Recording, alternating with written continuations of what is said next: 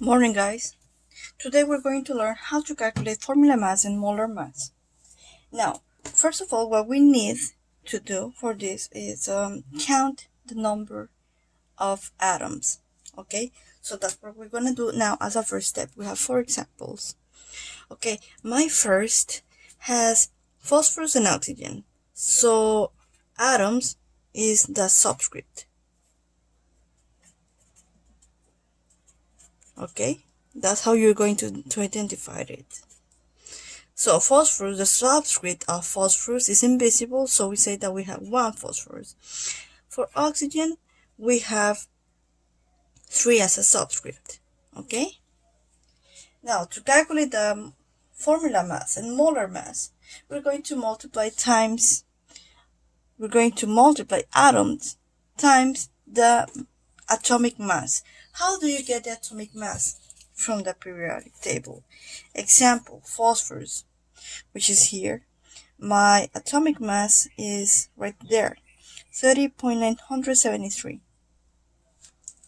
So this will be multiplying 30.973.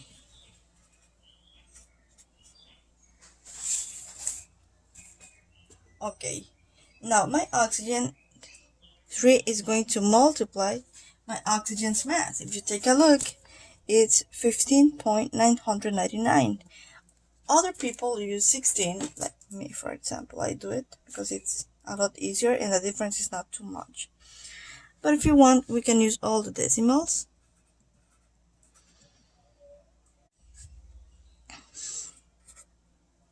Now what we're going to do is we're going to multiply and add. Remember, how can we do this in the calculator? We're going to have, for phosphorus, we're going to have 1 times 30.973. Now we're going to add oxygen. We have 3 atoms that multiply 15.999. Close parentheses. And I have this PO3. Now the charge here, it doesn't matter, okay? Now, here I wrote grams.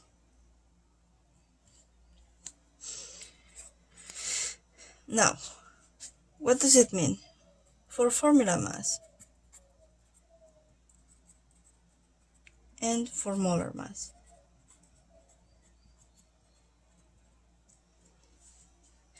These both have the same number, okay?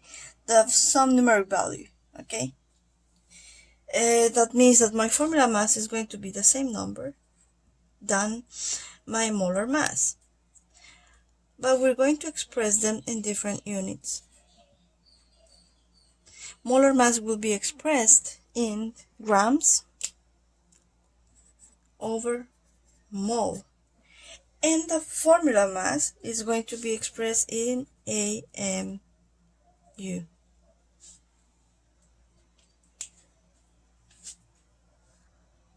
That, in case you're wondering, this means atomic mass unit. Now, we can do the same for other compounds, okay, that involve parentheses. And this is where it comes a little bit more complicated, but we still can deal with it. So, first of all, we need to list all the elements that we have. We have aluminum, we have sulfur, and we have oxygen here. Now remember, the first step is number of atoms, which is the subscript. For aluminum, my subscript is 2, so I have 2 atoms of aluminum. For sulfur, I have invisible, which means that is 1. But this sulfur is being multiplied times the number here outside the parentheses, that is 3, okay? So this will be 1 invisible atom times 3, because we have 3 outside the parentheses, times the molar mass. Sorry, I didn't do it for aluminum. Then we're going to write the molar masses, okay?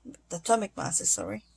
And for my oxygen, I'm going to have 4, which is my subscript, that is being multiplied times the number outside the parentheses, which is 3,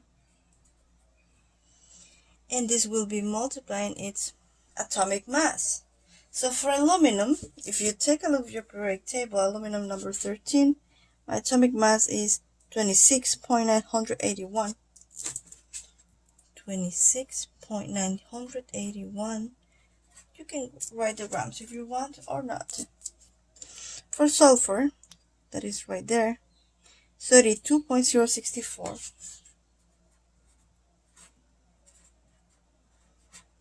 And for oxygen, as we already said before, is 15.999 grams. Now the next step is we use the calculator.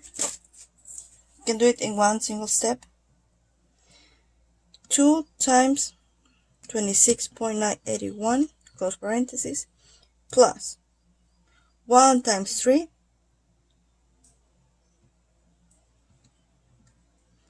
and then open parentheses 32.064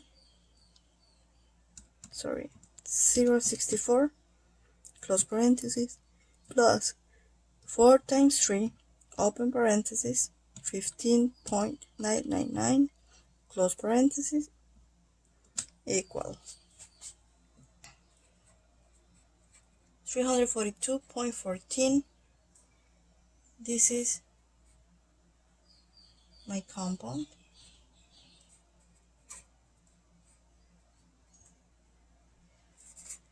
And now I say I need formula mass and molar mass. So my formula mass will be the same value,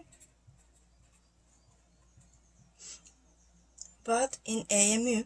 So it's going to be 342.14, and the unit will be AMU, atomic mass unit. And if I say, okay, molar mass, I need molar mass, this will be the same number, but the unit will be gram per mole.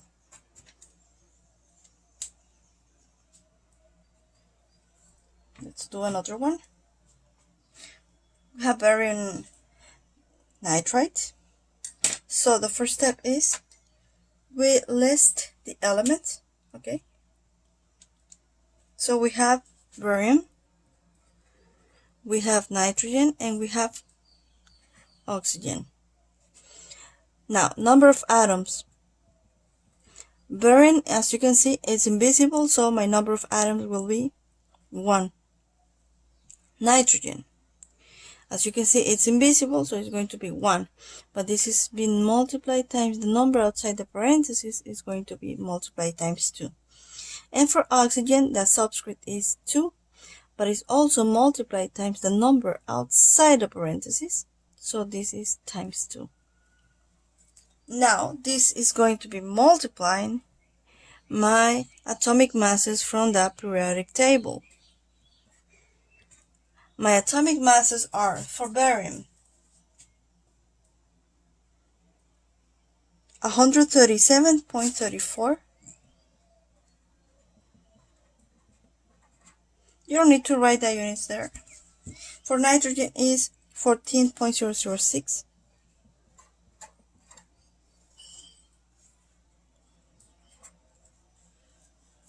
And for oxygen, as we already said before, 15.999 grams.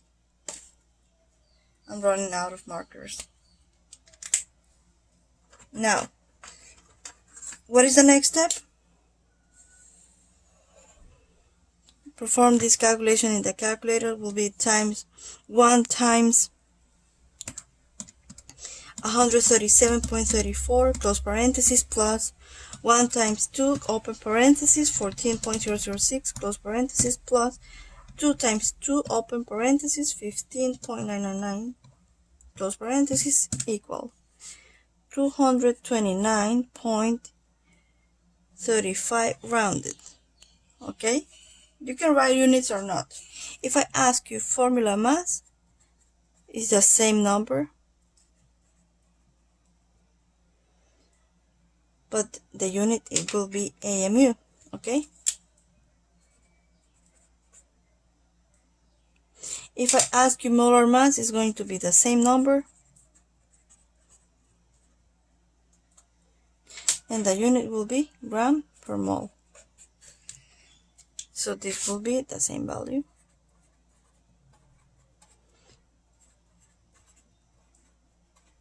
But if I ask you calculate the formula mass and you give it to me in gram per mole, even though the number is correct, the unit is not, so it will be wrong. And the last one is a molecular compound that is made of carbon, hydrogen, and oxygen.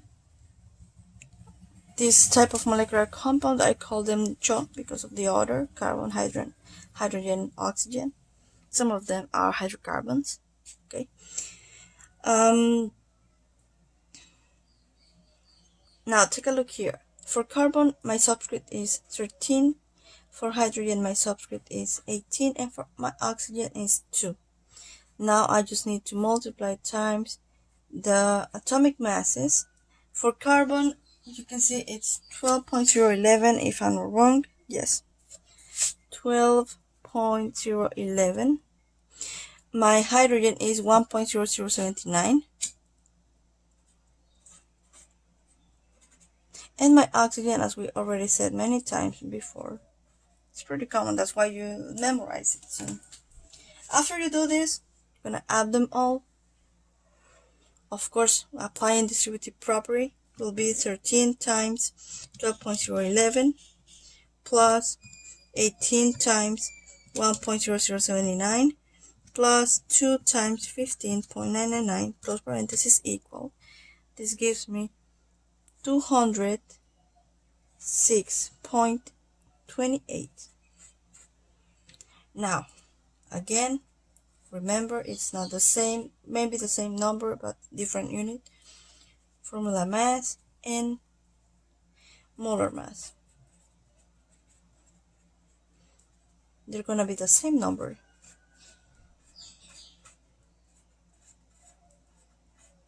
but different units. This formula mass will be AMU, and molar mass will be gram per mole.